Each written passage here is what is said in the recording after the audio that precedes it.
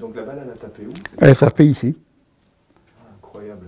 Incroyable, parce que 1 centimètre à droite, ben, il était mort.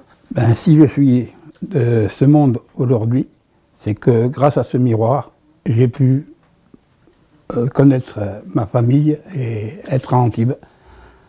Il a sauvé mon grand-père pendant la guerre de 14-18. Il était à Braine-l'Alleud, en mission, il était caporal, et lors de la reconnaissance, il a reçu un coup de feu en pleine poitrine, il est tombé à moitié évanoui. Alors ce miroir était dans sa poche, à côté de son portefeuille, et on voit bien la marque de la balle qu'il a sauvée. Et c'est un miroir en acier poli et qui servait à se raser pendant la guerre de 14-18. Et le problème, c'est qu'il a été blessé au début de la guerre, déjà en 15, et il est venu à Antibes se faire réparer au Grand Hôtel de Jean Lépin.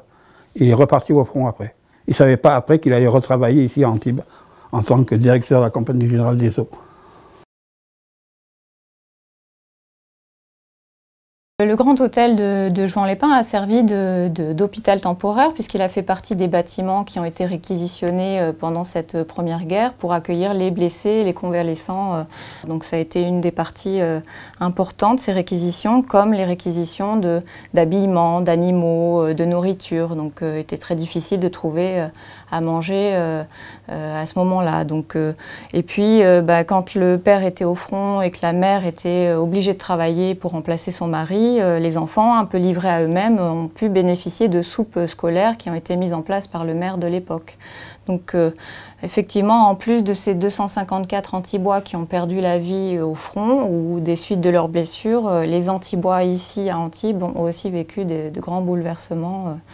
Mais malgré ça, la vie a continué à Antibes et la ville a décidé de continuer ce virage qu'elle avait commencé vers le tourisme, le loisir, donc en s'engageant dans la base d'hydravion des Garbéraux, par exemple, en faisant l'acquisition de la Pinède pour protéger cet espace naturel.